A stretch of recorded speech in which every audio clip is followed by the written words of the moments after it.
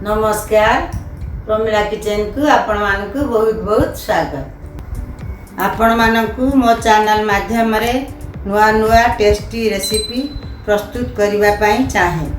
आपण मानकु बहुत भल लागिथिला बिरयानी रेसिपी, सेमिति आउ गोटे नुआ रेसिपी प्रस्तुत करूछंती गणेश बेहरा, बहुत टेस्टी।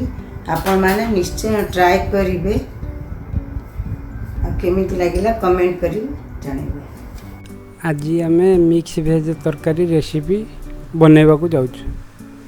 ये तरकारी समस्त को खाइबा को बहुत भल लगे, रुटी सहित एवं भात सहित खाई परिबे एवं छोट पिला को मध्य बहुत भल लगे भी। आसंतु देखिबा मिक्स भेज पई को को सामग्री लागुची ताकू देखि नवा। आपण आपण को मन इच्छा पसंद रे परिबा नहीं परिबे। मिक्स भेज रे कोबी है, गाजर है, बीन्स जेकोसी आपण को पसंद रे परिबा आपण नहीं पारिबे एवं ताको भल से धोई नेबे। धोई नहीं छोट छोट पीस रे काटी नेबे। काटी नेला परे ताको आपण को पसंद हिसाब रे ऑयल फ्राई कर नेबे, नचे तो भाजी नेबे। पियाज, टमाटो, अदा रसुण पेस्ट, धनिया पत्र एवं काजू बटा पेस्ट।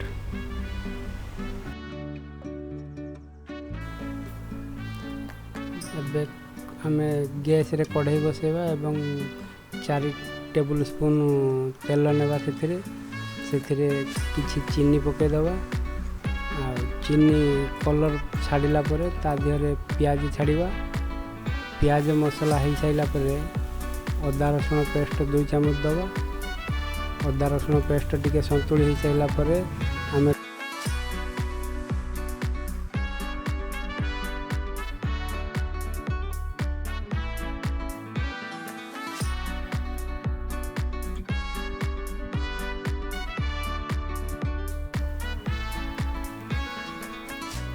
लंका गुंड पके दबा। लंका गुंड पके सारा पर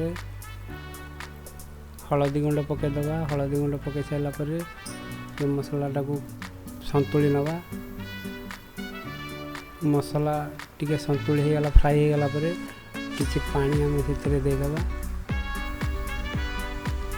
मसलाटा सिझीवा पई टिके पानी दबार अछि।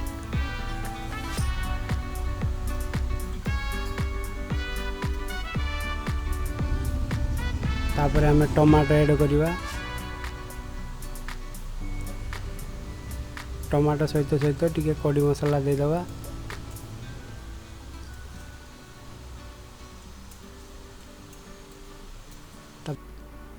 मसला अब हो गलानी। मसला हो गला पर आम काजू पेस्ट दे दबा।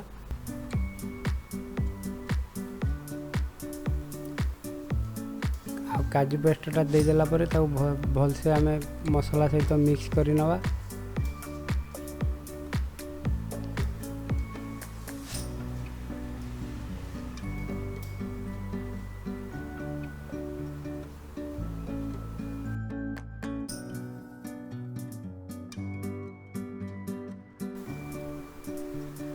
मसलाटा आमर कषि नवा भल से। कषि नेला पर ता देहरे किछि गरम पानी टिके ऐड करिबा।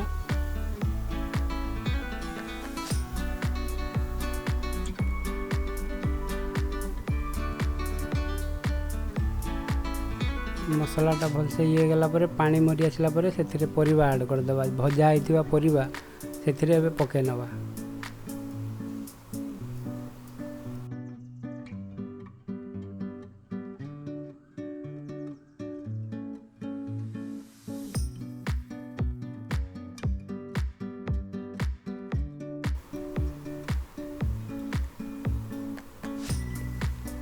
परिबा कषि हो गला पर सेथिरे 2 गिलास गरम पानी दे दबा आमे। आ मसला परिबा सेथिरे टिके फिटी जीवो एवं फुली जीवो। फुली गला पर से पानी टाण नबो। जो भजा आइथिबा परिबा टाण नबो। टाण नेला पर से ठीक पुणी मीडियम सुखिला हो गला पर आपन ताको खाई करी देखिबे, निश्चित भल लागे।